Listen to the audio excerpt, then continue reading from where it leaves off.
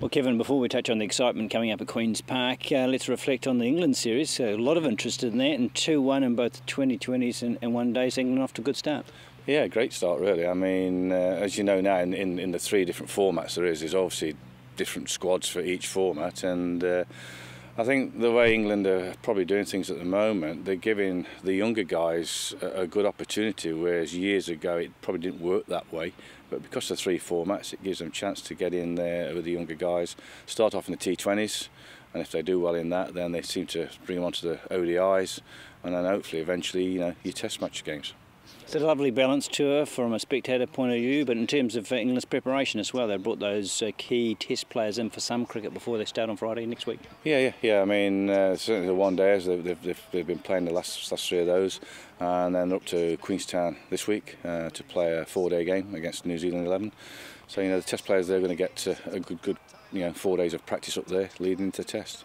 Good depth in the batting in England at the moment. Obviously the key players already there, Cook and Bell and Peterson, but there's guys coming in behind.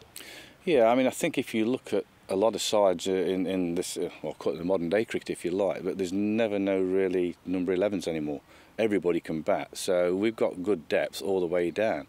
We know that even people like Broad, I mean, he can get you 50, he can even score 100 for you, So, and Swan, he's another one that can score big runs. We've all got players now who can actually score runs for us. So hopefully somewhere along the line, if we sort of fail slightly at the top end, we've all got players below them that can come in and still put a score on the board for us. And a tidy bowling attack too. Two good seamers at the top, and a contest for the spin berth.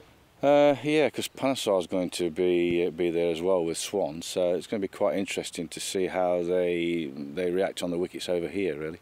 Unlikely to play together though, aren't they? I doubt it if they play together. I mean, really, a lot of the New Zealand wickets don't really turn. So is it a big expense to try and play two spinners? I'd have thought one would play. Who knows? I mean, I suppose Swan offers you a little bit more in the field and with his batting as well. So I would imagine that he would be the number one choice to start off with. But the rest of the bowlers, I mean, they pick themselves really. I mean, it's a great balanced attack. All got pace behind them, and that's one big thing that you find with England set up now is you don't have the first two bowlers got they're the quick guys, but you've got people behind them who's not far behind them and actually can do make the ball move around, and that's a big difference to us. And great for the southern region to have the first test in Dunedin, because so much interest in the series, and that venue gets better by the day. Oh, it's great. The fact is that from a southern point of view that we can get a test down here, and also we know Queenstown's always used for one day games, but to put a 4-day game over there as well, that's great for the southern region. It's nice. I mean, I know most things tend to be in the North Island where you got Eden Park and Wellington, but to bring one down here, it's a big bonus for us. Also a bonus is 2 one-day games coming up at Queen's Park. Let's first talk about the track here. It's great for one days. Yeah, I mean, it's always played well. The big thing about, I suppose, preparing any wicket is your weather. And we just need some sunshine again this week, and hopefully we can get a good wicket out. You have had a good summer though, haven't you, for preparation? Heat in the sun and perhaps a little bit more rain. Are you hoping for? No, I don't want no rain. I'd sooner be putting water on than trying to keep it off. But no, we've had a good summer, and it's helped with preparing wickets. It's just the odd time when it's rain, which is sort of a bit annoying, but and it always comes at the wrong time. So hopefully this week stays nice, and we can get some decent preparation time in. And as I said, the weather is a key factor to it all. We can roll as much as you like, but the only thing that really makes the wickets hard is the actual sun. And good to have Otago based here for the time in between, so 2 games close together. Yeah, it's quite good. The fact is we can get a Sunday game, obviously against the Northern Knights first off, and that's a great chance for us to get a big crowd of people in watching it. We've got tents going up for sponsors and everything, so hopefully we get a big crowd in, good day and great cricket.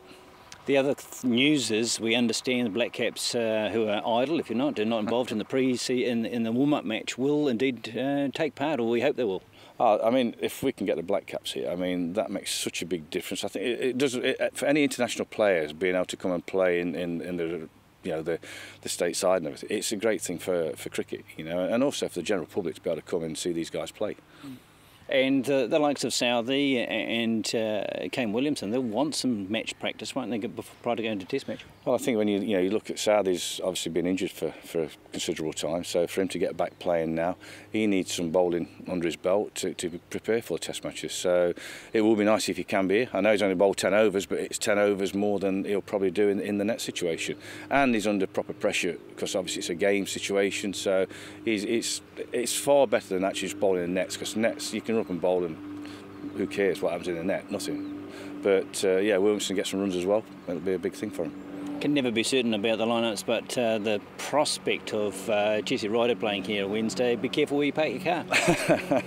Yeah, I mean, as you know, he should have played here as it last year, and then sort of for some reasons or other he couldn't make it. But this year he's playing a lot more cricket. He's really sort of, I suppose, keyed up for what he's doing at the moment, and for him to be here next Wednesday, it will be a big draw for us, and hopefully, we can get some people come through the gate to see him. And that's the visitors, but of course Otago playing good cricket, and we've got some stars of our own. Yep, they've had a great season. I mean, winning the T20, I mean, what a great start to a year for you. And Plunkett Shield, I mean, they've done really, really well in that. I mean, I think what they're second they've ended up, a great season again there for them, and then got now finish off with the one-dayers.